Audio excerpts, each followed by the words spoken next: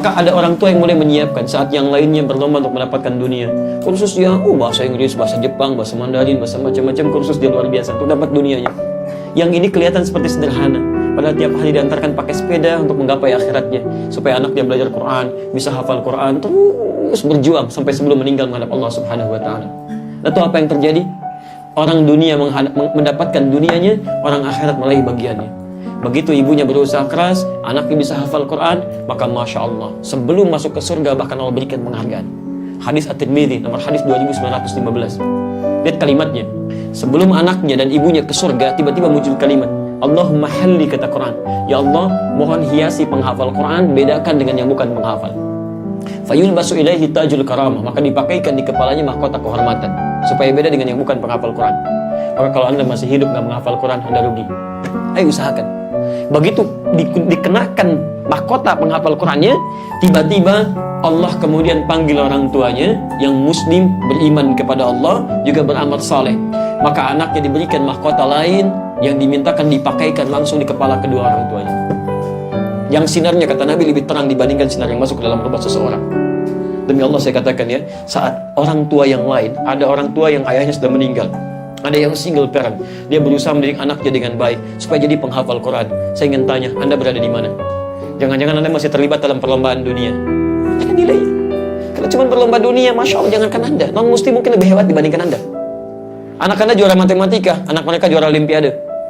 Dan semua itu nggak akan bernilai, masuk ke alam kubur nggak akan dituliskan. Demi Allah saya katakan ya, silahkan Anda cari uang sebanyak-banyaknya. Silahkan, lalu Anda bandingkan. Ketika anak Anda usia 2 tahun, sudah mulai menghafal Quran, baru hafal Qul Huwallah aja, 2 tahun. Anda pulang, Masya Allah, pulang ke rumah, lalu mendengar anak Anda tiba-tiba bacakan menghadap ke arah kiblat, Qul Huwallahu Ahad, Allahus Samad. Demi Allah saya katakan, Anda akan mendapatkan kebahagiaan tak ternilai dibandingkan uang yang tumpukannya telah Anda lihat setan. Mustahil. Apalagi sudah mulai menghafal Quran, itu luar biasa. Gak ada keindahan tak terlukiskan, gak terlukis. Ayo cuma mulai. Ibu lain sudah memulai, masa anak belum mulai juga?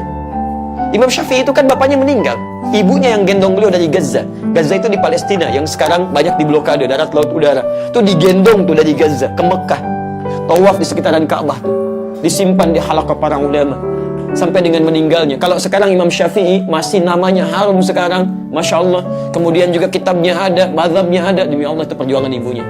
Dulu belum ada sepeda, belum ada motor, belum ada mobil, belum ada pesawat, bisa jalan kaki dari Gaza ke Mekah. Yang kalau menggunakan bisa aja sehari 2 malam jalan kaki. Anda fasilitas ada, segalanya mudah. Masa tidak bisa mendidik anak dengan baik? Ayo coba lihat dong. Nanti kalau orang tuanya meninggal, anaknya yang teruskan. Itu yang berbagi pahala di situ sepanjang masih hidup. Itu yang dibagikan. Ayo mulai. Ya, mulai kan. Ini indah. Jadi begitu masuk ke dalam surga, Insya Allah. Saya pernah di Jakarta itu ada sekolah internasional. Ini kisah nyata tentang Umar namanya. Umar itu anak orang sibuk, bapaknya sibuk, ibunya juga luar biasa. Tapi kesibukan bapaknya sampai tidak bisa mengantarkan anaknya ke sekolah, ibunya terus. Sampai Father Day, hari ayah itu nggak bisa datang juga. Orang lain bapaknya datang, dia ibunya. Sampai muncullah masalah di rumah tangga. Lihat cara Allah menghadirkan kebaikan lewat masalah.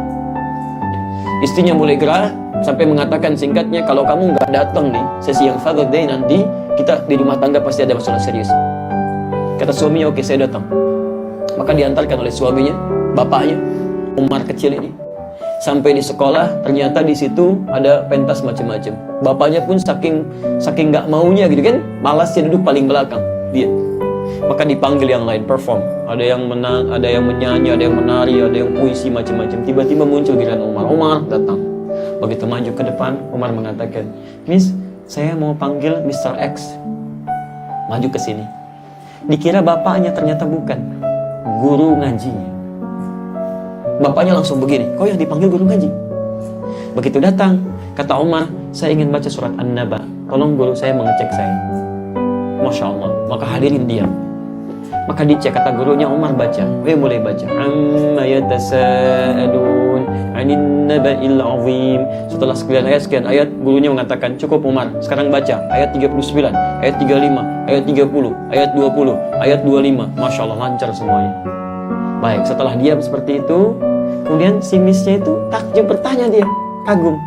Umar kenapa memilih membaca Al-Quran? Yang lain kan performnya ada yang menyanyi, ada yang menari, ada yang puisi. Lihat ini. Kata guru saya, beliau mengatakan, kalau saya bisa menghafal Quran, maka saya akan dipertemukan dengan ayah saya dan ibu saya, dan nanti diberi kesempatan memberikan mahkota di kepala ayah saya.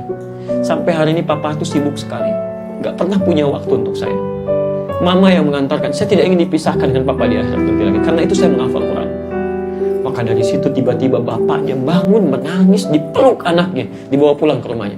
Sejak saat itu sampai hari ini keluarga itu jadi penghafal Quran. Jadi penghafal Quran.